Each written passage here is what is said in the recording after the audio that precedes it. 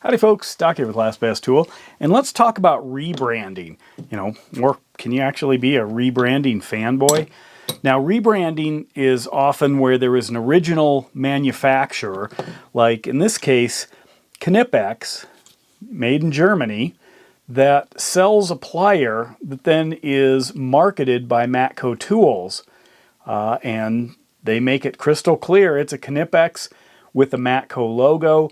That Matco logo then, of course, gives it all of the goodness of a Matco truck, including, lifetime warranty, high price, whatever. There are others. Here's another Matco in this hose clamp plier that actually is also marketed by many other companies as one of their products, including Snap-on. And this one has more of the Matco colors, whereas the other companies use their colors. Here's a Klein Tools. Again, made in Germany, kind of a classic, looks very similar to maybe a Knipex or something else, but it is clearly marked as a Klein tool, and this Klein tool then is sold where Klein tools are sold, not necessarily where these German tools are sold. There are some that are a little trickier. Let's say like Vamplier. You might think, is Vamplier actually a rebranded engineer? And I have heard from Vamplier that they are working with engineer, and the Vampliers might actually be the high-graded engineers of what comes off the assembly line. So even though assembly lines have variability and only the good stuff hopefully makes it to market, well, only the best stuff of that good stuff becomes a Vamplier. So there's that. Obviously the NWS line, which was in one of my recent videos, I showed a Milwaukee plier.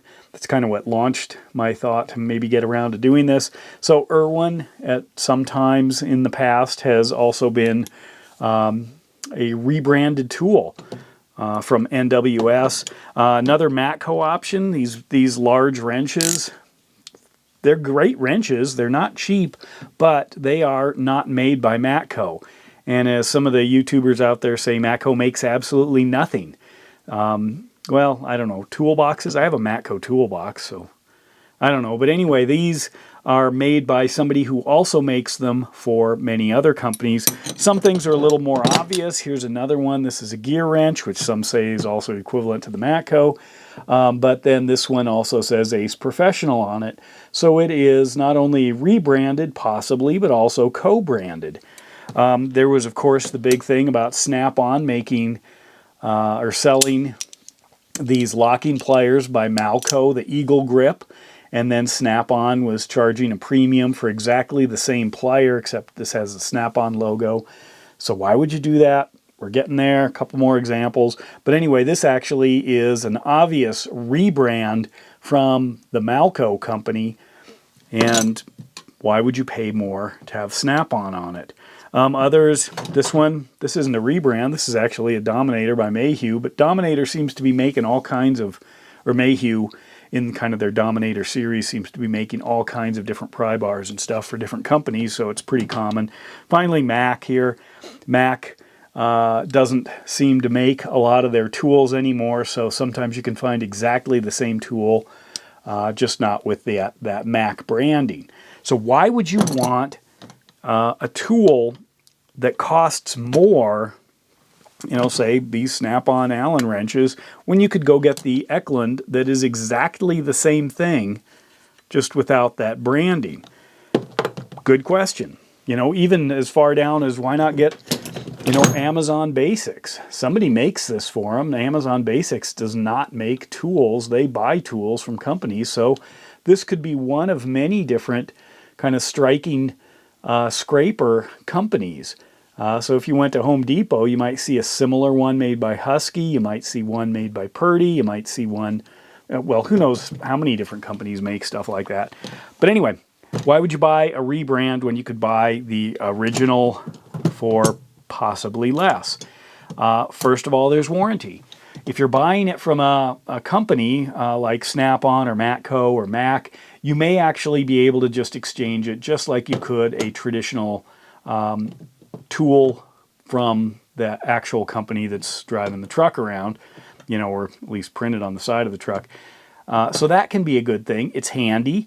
If Matco is going to sell you stuff off the Matco truck, why not brand it Matco?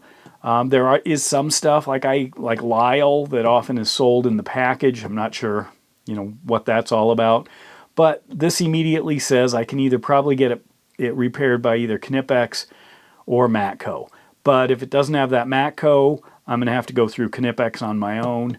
Whereas if I've got a Matco dealer that's driving by and stopping by and I chew up these knives here, I might be able to get it replaced right there.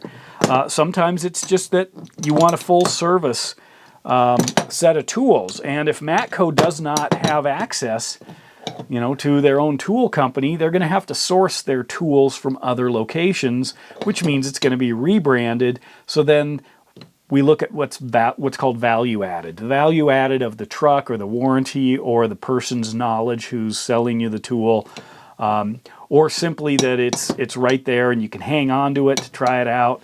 Maybe play with it on the truck versus order it online from someone somewhere that you don't know, is this the good one or is this like the good one? So there is some safety in a rebranded tool if it's through a reputable name. Another reason you might want a rebranded tool is resale. This Snap-on locking plier will sell used for more than the Matco version, even though technically they're exactly the same.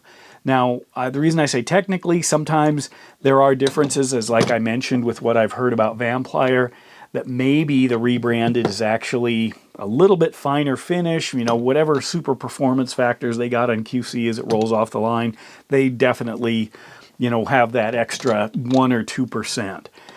But in that case, this is probably just a stamp on here, no difference. Matco makes excellent or made excellent or maybe makes still, I don't know. I see them floating around every once in a while. I don't know if it's really out of business or it's on life support or who knows. But anyway, these things are exactly the same. You can see right there, genuine, made in the USA. There's no real difference. So why pay more?